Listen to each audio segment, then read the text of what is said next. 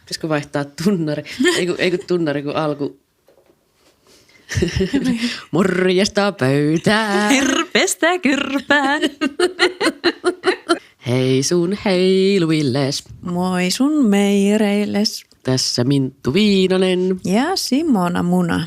Ja tämä on Nautintotarinat. Eli tosi tarinoita teidän kuulijoiden lakanoille ruikkimisista. Ja armastamisista. Ja kaikkien nimet muutetaan ja tunnistettavat paikat ja kaikki sellaiset, että ketään ei henkkoht tunnista. Ja tarinoita meille voi lähettää osoitteeseen nautintotarinat@gmail.com. Kirjata. Täällä odotellaan. Täällä nyt olemme Tampereella. Kyllä vaan. Nääs. Mikäs se on? Moro. Käsineula. Moro. Mikä käsineula? Mikä vittu näsineula? Mikä se on? Nääsineula. Nääs. Ei me tuntu ymmärretä nähtävyyksiä mitään, tänne kattelevan panojuttuja Meitä kiinnostaa vaan seksijuttui, mitä on tullut sieltä Tampereelta. Niin. Itse asiassa meidän vanha tuttu vitosjaksosta, Anna-Kaisa. Joo. Anna-Kaisa, joka oli Vaasasta, on käynyt Tampereella. Mutta Anna-Kaisa kyllä varoitteli, että aikamoista Halloweenia on. Ai saakeli. Että lähdetäänkö? Lähdetäänpä kuuntelemaan. Lähdetäänpä. Niin, Anna-Kaisa on kirjoittanut tällaisen kuin Putkimies. Olimme viettämässä baari-iltaa ystävien kanssa Tampereen Ihkussa. Tavoitteenani oli löytää kuuma yhden illan juttu, josta voisi mahdollisesti kehittyä pidempikin seksisuhde. Hyvä lähtökohta. Bongasin baarista erään kundin, joka oli päästä jalkoihin minun tyyppiäni. Noin 30, seksikäs suu, raskaasti tatuoitu ja lävistys nenässä. Katseemme kohtasivat baaritiskillä. Hän antoi pitkän himokkaan tuijotuksen ja seksikkään virneen. Oho, mikä himokas tuijotus. Mä yritin näyttää sulle sitä siellä.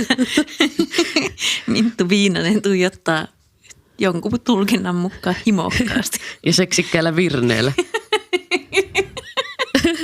Näitkö? Hyi helvetti. Se oli pilluvirne.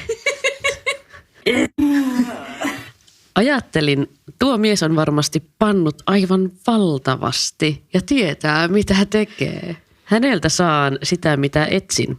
Kuumaa flirttiä ja lopulta lakanat rutussa munaa pilluun. No niin. Silleesti. Hakeuduin miehen juttusille. Lyhyen sananvaihdon jälkeen tajusin, ettei hän ehkä henkisesti ollut tyyppiäni. Kuuma flirttailu ei soljunut. Ai ei. Lässähdys. Hän kertoili arkisia juttujaan ammatistaan putkimiehenä. Hän alkoi vaikuttaa tylsältä, mutta kuitenkin miellytti silmää niin, etten antanut periksi. Ajattelin, hän olisi varmasti kelpo petihommissa, kunhan pitäisi vain röörinsä kiinni. Tuijotin rengasta hänen nenässään ja minun teki mieli istua hänen naamalleen. Selvää oli, että päädyimme samaan osoitteeseen ja pilkun aikaan sanoin suoraan, että nyt mennään mun Airbnb-kämpälle. Majailin kävelymatkan päässä baarista. Koko matkan ajan pillussa tuntui kihelmöintiä, kun mietin hänen tatuoituja käsivarsiaan, sormia pillussani ja suuta nuolemassa minua. Majapaikassani kuuma lataus purkautui heti eteisessä. Hän painoi minut naulakkoa vasten ja suuteli kiihkeästi kaulaani. Nice. Hän kouri persettäni ja pilluani housujen lävitse takapäin. Olin märkä kuin suo. Oho. Tunnustelin hänen kovaa kaluaan housujen läpi ja kaivoin sen esiin. Halusin tuon kullin sisääni. Jatkoimme sängylle. Putkimies riisui itseltään vain housut ennen kuin kiipesi päälleni. Vasta silloin hän suuteli minua ensimmäistä kertaa suulle. Yllätyksekseni hän ei tiennyt mitä tehdä. Suudelma oli kuin avoinna olevan viemäriputken suu, jossa ei liikkunut mitään. Apua! Ei. Apua! Toinen lässähdys nyt vähän. Rööriroope. Hämmennyin, mutta tilanne oli jo edennyt liian pitkälle. Hän rojahti päälleni kuin perunasäkki ja alkoi nylkyttää. Yritin työntää häntä hieman kauemmaksi ja vihjailla kauniisti, että muna ei ollut vielä sisälläni ja että kumikin olisi hyvä laittaa. Hän ei kuitenkaan reagoinut mitenkään, vaan jatkoi lantionsa pyörittämistä. Mietin, mihin hän oikein oli työntynyt, mutta vauhti oli jo armotonta jänismäistä tikkausta. Pian hän laukesi raivokkaasti huutaen "Aa!" ja kierähti päältäni. Mihin se tuli? No, ehkä tarina kertoo. Nimittäin tunnustelin haaraväliäni ja löysin spermaa pakaroiden ja lakanan välistä. Se on oikeasti roikkinut lakanoon. Niinpä. Putkimies keräsi housunsa ja teki lähtöä. Olin tilanteesta niin hämmentynyt, etten tiennyt miten tulisi reagoida. En halunnut uskoa, että niin kuuma kundi oli sängyssä niin paska ja olin varma, että hänestä lähtisi vielä enemmän irti. Eteisessä pyysin hänen puhelinnumeroaan ja ehdotin, ja ehdotin, että voisimme ottaa seksin uusiksi joskus selvinpäin. Okei, no sit mä ymmärrän, että se on halunnut vielä testata. Joo. Hän antoi numeronsa, mutta kun laitoin myöhemmin viestiä, hän ei koskaan vastannut mitään. Myöhemmin universumi saatteli koston eteeni. Olin eräillä rockfestivaaleilla ja hyvin humalainen mies takertui minuun. Mies syytti minua vakosametti housujensa varastamisesta. Eikä uskonut, kun sanoin, ettei minulla ollut hänen housujensa kanssa mitään tekemistä. Näin kuuman putkimiehen hieman kauempana. Hän käveli ohitseni bajamajaan ja jätti oven lukitsematta. Sanoin humalaiselle miehelle, että tiedän kuka varasti hänen housunsa ja mistä hän voisi ne löytää. Housut ja syyllinen ovat tuossa bajamajakopissa. Mene ja hae ne itsellesi takaisin. Mitä? Apua. Kuului huutoa. Sie oot varastanut minun vakosamettihousut. Mitä helvettiä, istun paskalla.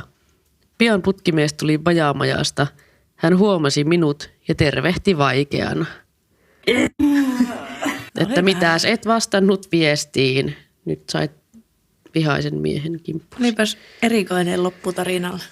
Oli ja mä en tiedä, kai tässä oli myös jonkunlaista nautintoa tässä alussa. Oli siinä se ihan kiihkeä kohta se, siis eteisessä kaulalle suutelu. Joo, ja sitten se mielikuva siitä tyypistä, että mitä se olisi voinut olla. Niinpä. Otetaan vielä lyhyt tähän. No vielä yksi mahis Anna-Kaisa.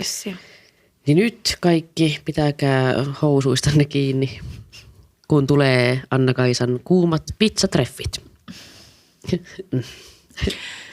Koittakaa jaksaa. Tämän jälkeen tulee vielä 3. tarina, mikä on jotakin ihan muuta. On täälläkin varmaan jotain nautintoa löydettävissä. Ai, okei. Miksi olisi kirjoittanut muuten nautintotarinoihin? Niin, totta, kyllä. Että pakkohan näistä jollain tavalla nauttia myös näistä mokista. No niinpä. Olin Tinder-treffeillä ja aloin vitsailla miehelle, että olisi kivaa järjestää treffit, joilla syödään alasti pizzaa. Nice. Mm-hmm. Mies innostui ideasta ja ehdotti, että tehdään se saman tien. Haimme pizzat ja menimme miehen asunnolle. Riisuimme itsemme alasti. Pizzalaatikko kuumotti pilluni päällä. Juusto venyi huulillamme. Salamit tirisivät. Syötin miehelle pizzapalaa. Mäkin haluan treffit. Oispa treffit. Mies lisäsi oman pizzansa päälle jalopeenoja ja suutelimme. Joo. Tilanne eteni esileikiksi. Heitimme pizzalaatikot syrjään, suutelimme lisää kiihkeästi ja siirryimme makuuhuoneeseen. Mies alkoi hieroa minua ja työnsi sormet sisääni. Yhtäkkiä havahduin valtavaan poltteeseen ja kirvelyyn. Ja luulin olevani haavoilla ja vuotavani verta, mutta verta ei näkynyt missään. Mies nolostui ja alkoi vaikerrella. Pian hän tunnusti mokanneensa. Hän oli ottanut paljain sormin jalopeenoja purkista pizzansa päälle ja pesemättä käsiään työnsi samat sormet pilluuni. Loppuyön olin haarat levällään suihkun alla ja odotin poltteen ja kuumotuksen laskevan.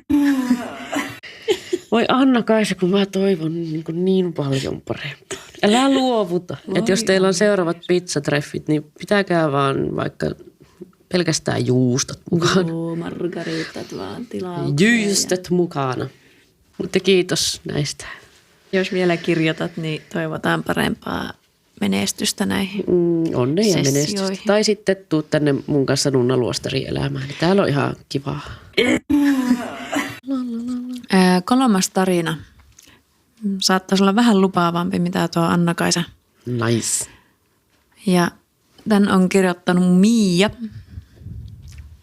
reissuiltansa Tampereella. Tämäkin on ollut reissulla. Joo, kyllä. Tampere on hyvä paikka matkustaa. Saako siellä panna? Siellä saapi panna, jos sattuu semmoinen mies, joka osuu römpsäänkin. No minä en mene sinne ikinä. Se on varma. Minua ette Tampereella näje. Siellä ei ole nunnille paikkaa. Niin. Mutta Miia on kirjoittanut tarina Keijujen maasta. Olin matkustamassa Tampereelle viikoksi ja olin päättänyt majoittua ystävälleni ilman mitään vanhojen heilojen tapaamisia tai edes uusien. Ahdistuin jo ajatuksesta sekä niistä muutamista viesteistä, joita sain selkeinä seksikutsuina heiltä, jotka kuulivat minun olevan tulossa kaupunkiin. Eikä näissä miehissä mitään vikaa ollut, mutta en kokenut tarvetta ylläpitää seksisuhteita tällä hetkellä. Ja halusin häivyttää kaikki vanhat pölyt jaloista. Tunkkaiset, epämääräiset ja turhantuntuiset säädöt historiaan. En halunnut raivata tilaa kalenterista kenellekään muulle kuin ystävälleni Ellalle. Suunnittelimme, että liikkuisimme paljon ja oleilisimme rauhaksiin. Tämä suunnitelma petti heti alkuunsa, sillä olimme melko persoja alkoholin kuluttajia. No niin. Alkureissusta löysimme itsemme tietysti baarista, ja Ella mainitsi minun olevan aina kuin kärpäspaperi, joka houkuttaa kaikkia surraajia liian lähelle takertumaan. En humalastani huolimatta huomioinut surraajia. Tiesin, että jos nyt karkaan omille seikkailuilleni, saisin kokea jälleen tyhjän ja turhan olon, ja varmasti kaksinkertaisena. Humalani teki kylläkin sen tempun, että takaraivossani majaillut mies nousi itsepintaisesti esiin. Tämä oli muutaman viikon takaa eri reissulta jäänyt kiinnostus, vaikkakaan en halunnut kiinnostusta itselleni liiaksi myöntää. Olin ollut melkoisen tuhdissa humalassa ja katsomassa keikkoja eri kaupungissa. Nähtävästi loppuillasta olin kyennyt vielä houkuttelemaan yhden soittajan matkaani. Muistikuvat siitä illasta ovat sen verran huterat, ettei siitä saisi selkeää tarinaa edes aikaiseksi. Kiinnostaisi. Muistan kuitenkin, että hän ei vaikuttanut tunkkaiselta tyypiltä. Ehkä syy humalan, ehkä sen, että hän oli minua hieman nuorempi ja hän oli suloisen näköinen. Jotain raikasta hänessä oli ja mikä parasta, myös jotain hyvin kiihkeää. Hänen bändikaverinsa hakivat hänet seuraavana päivänä ja mies oli pyytänyt jo muutamaan otteeseen numeroani. Ehkä yritin sivuuttaa asian itsesuojeluna enkä muka kuullut kysymystä. Juuri kun hän oli lähdössä, sanoi hän vielä, että nyt ehtisi vielä vaihtaa numerot. Pidin häntä niin mukavana ja suloisena, että suostuin, ja näin hän jäi takaraivooni kummittelemaan. Vaikka en muistanut edes nimeä ja tallensin hänet kännykkääni bändin nimellä. Hyvin yritetty sivuuttaa koko tyyppi kyllä. Jep. En saanut häntä mielestä ja nyt jälleen humalassa ja kaikkien perskärpästen ympäröimänä laitoin hänelle viestin, että olen käymässä hänen kotikaupungissaan. Koin jopa pettymystä, kun hän ei vastannut samana iltana. Ajattelin, että tässä oli ehkä vain yksi tyhjä kortti. Onneksi olin sentään saanut nimen selville myöhemmin. Hän oli Santeri. Seuraavana päivänä, kun loikoilimme Ellan kanssa darrojamme pois, Santeri vastasikin viestiini ja oli halukas näkemään. Yes. Laitoin tästä Ellalle viestillä tiedon makuuhuoneesta, josta näin hänet loikoamassa sohvalla olohuoneessa. Odotin hiljaa itsekseni hihitellen, milloin hän näkee uutisen.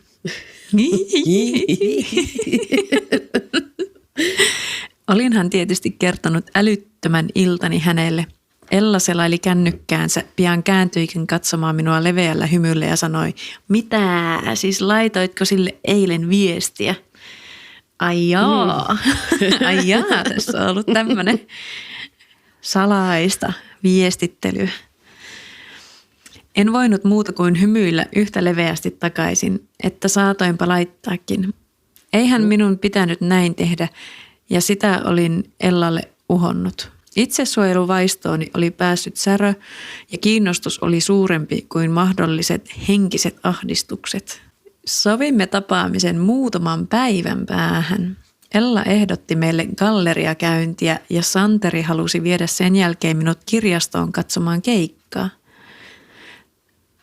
Treffipäivänä laittauduin ja lainasin Ellan tyylikkäämpiä vaatteita, sillä omani olivat tasoa koti- tai treenivaatteet. Tätä tunnetta rakastin ja vihasin, jännitystä, odotusta, ristiriitaisia ajatusmuodostelmia, jotka vain risteilivät samassa kehässä pääsemättä ulos vapauteen. Lähtiessäni kävelemään gallerialle kävelimme Santerin kanssa jo hieman ristiin ja viestimme, että odottaisin kaupan edessä. Hetken jo mietin, että mitäs jos en tunnistakaan häntä. Mutta pian hän olikin jo lennähtänyt eteeni kuin keiju, katsoi intensiivisesti silmiin ennen kuin halasi. Nyt aioin vain nauttia joka hetkestä ja sivuuttaa ahdistukset. Oi, vitsi kun itsekin pidättää hengitystä tuommoisa, aivan hirviä jännitys ollut varmaan. Kamala treffijännitys. Pääsimme galleriaan ja hän todella näytti aivan keijukaiselta, joka lennähteli teokselta toiselle. Pystyi katsomaan ja juttelemaan teoksista aidon kiinnostuneesti eikä lainkaan raskaalla tavalla. Galleriassa oli sohva, jolle istuuduimme hetkeä ennen kuin galleria menisi kiinni. Olisin halunnut mennä jo täysin lähelle, jos olisin kehdannut, mutta keijuja ei saa säikäyttää. Näin kai olin lapsuudesta oppinut. Jouduimme lähtemään galleriasta ja siirryimme seuraavaan kohteeseen eli kirjaston keikalle. Erikoinen treffipaikka, kaikki valot päällä ja hiljaisesti soiva yhden naisen keikka pienelle yleisölle. Santerin läsnäolo tuntui vahvasti lähellä, vaikka emme koskettaneetkaan tai voineet puhua. Välillä vilkaisimme toisiamme silmiin ja hän kuiskasi minulle mainiten kehuja päälläni olevasta paidasta. Eli siis Ellan paidasta, joka oli toimiva ratkaisu. Joo. Santeri kysyi ennen keikan loppua, lähtisimmekö jo, mutta en kehdannut enkä edes halunnut jättää keikkaa kesken, vaikka se aika laahaavaa olikin. Lähtiessämme hän ehdotti baarissa käyntiä, mutta en syttynyt tälle, sillä olin ehtinyt viettää jo tarpeeksi aikaa kaljahanojen äärellä reissullani. Uskaltauduin ehdottamaan, että menisimme Ellan luo. Santeri kysyi, näkisikö hän nyt ystäväni, mutta kerroin Ellan olevan uimahallissa. Siirryimme siis Ellan luo, jossa saimme olla kahden. Ella oli jättänyt pedilleni mandariineja, sillä varmasti arvasi, että saattaisimme jatkaa hänen luo. Ja Ella tuntee tämän Perus, tyypin. mandariinit, pedi. Siis, niin, joo. koska ne tulee takaisin, niin täyttää nuo mandariinit tuohon sängyllä. Olin kertonut Ellalle, että iltana, jolloin tapasin Santerin, olin syönyt vain yhden mandariinin. Ahaa, no niin, se sai selityksen. Aivan looginen. Kyllä. Ja juonut todella monta kaljaa. No onneksi ne kaljat ei ollut siellä sängyllä. Tai sängyssä. Ei se ihme, että ei muistanut nimeä.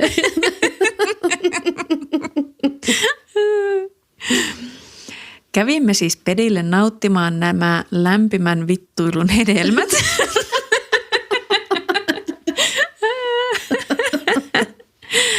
Jotka osoittautuivat hyvin viritteleviksi syöteiksi. Kielletyt hedelmät. Lepäsimme vierekkäin, enkä malttanut olla enää koskettamatta häneen. Nojauduin lähemmäs ja painoin käteni kiinni hänen olkavarteensa. Hän tuntui lämpimältä ja pehmoiselta, turvalliselta ja kuumottavalta. Halusin suudella häntä ja niin selvästi hänkin minua. Varastimme toisiltamme pieniä pehmoisia suukkoja Ei. ja hän alkoi ohjata käsillään minua lempeästi istumaan päälleen.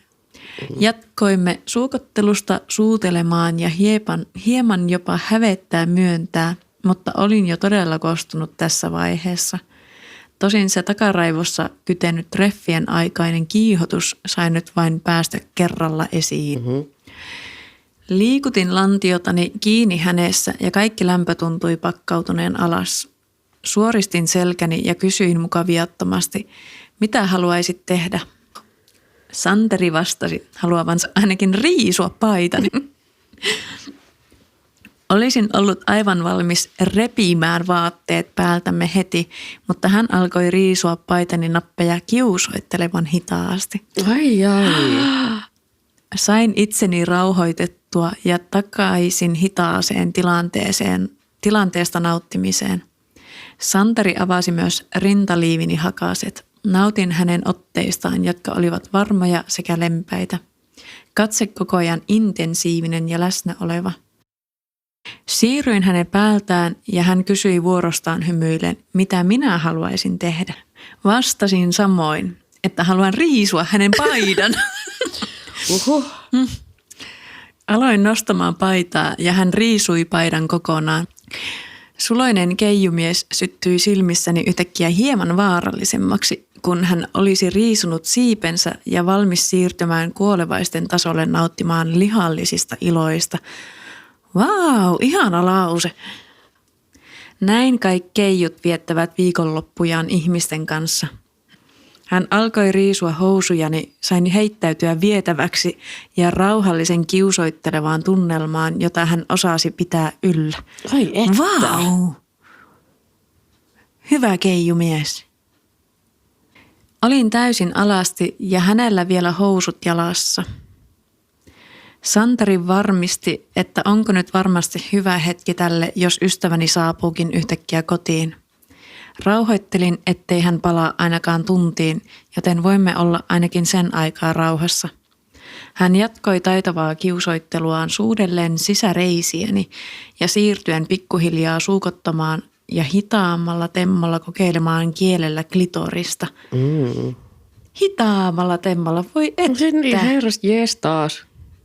Hän tarttui molemmin käsin vyötäröltäni kiinni ja vaikka kuinka olisin halunnut vauhdittaa, piti hän minut lempeän käskevästi kiinni hetkessä ja minä sain vain ihmetellä nautintoni seasta. Hän taltutti minut jatkuvasti hetkeen ja tuntui kuin hän olisi osannut soittaa minua kielellään. Täydellisen huomioivaa, kuulostelevaa ja ihanaa lukutaitoa. Kiire kaikkosi, nautintoa pitkitettiin ja jalkani alkoivat tärisemään. Siis vau, ja tarina jatkuu edelleen. Hän nousi jalkojeni välistä kumartuen ylleni ja mainitsi minun maistuvan hyvälle. Hymyilin hänelle ja pyyhkäisin kädelläni hänen leukaansa. Hän alkoi suutelemaan minua kiihkeästi samalla painaen etumuksensa kiinni minuun. Tunsin hänen kovan kalunsa housujen läpi ja hetken ajattelin sotkevani hänen housunsa, sillä olin todella märkä.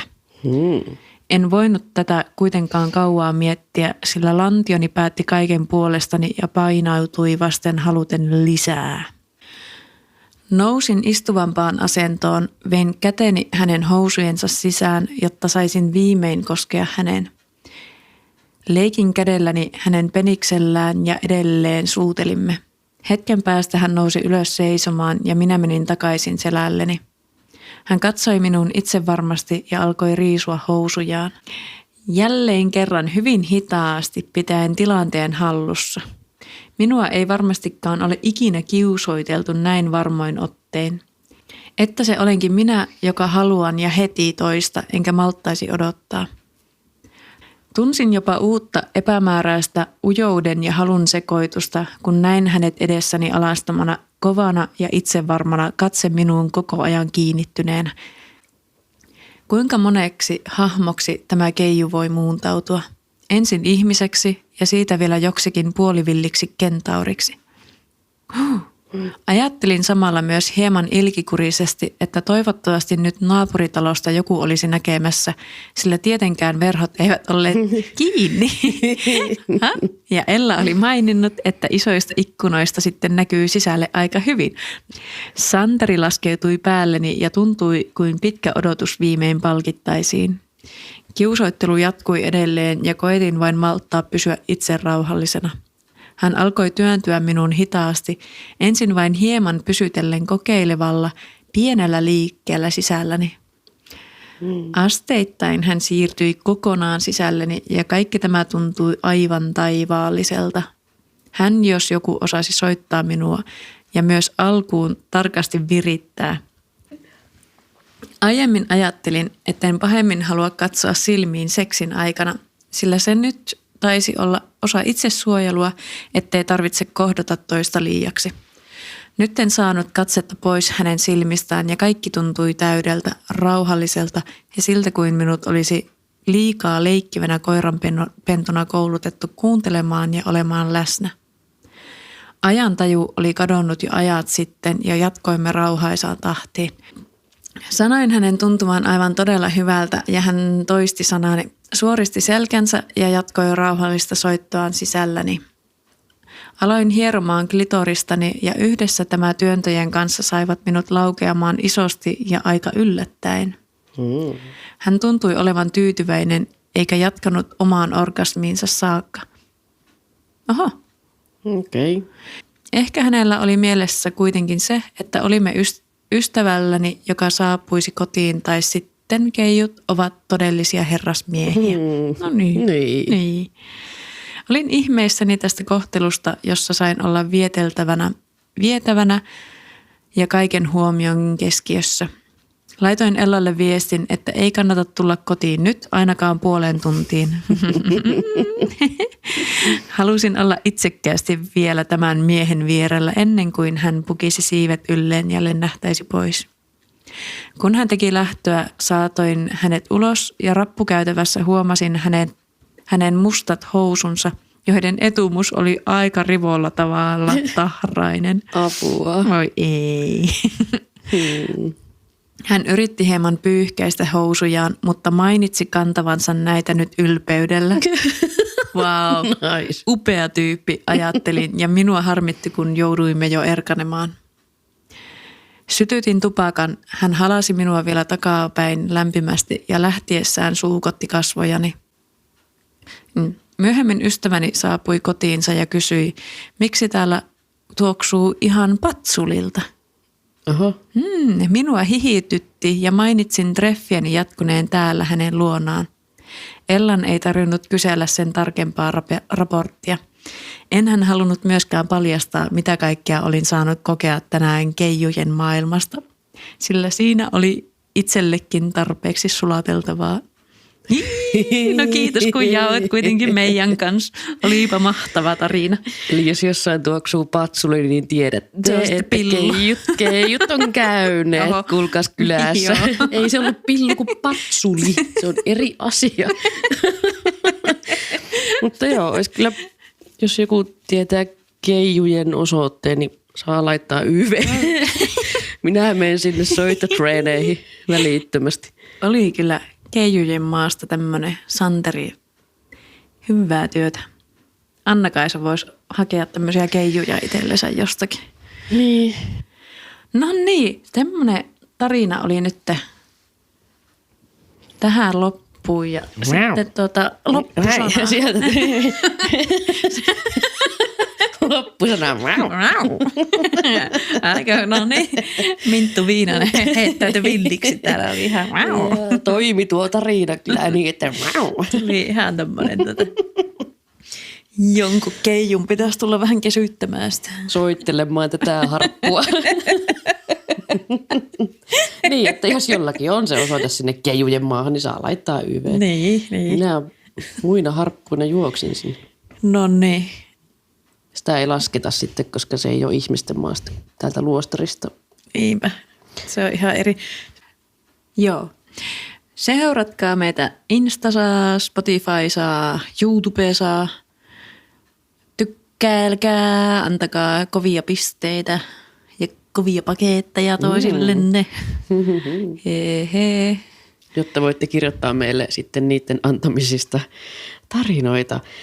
nautintotarinat@gmail.com. Jep, Eli .com. me odotamme teidän tarinoita. Onko? Ja mitähän? Ei sitten? muuta. Panemisiin. Panemisiin. Fakoon!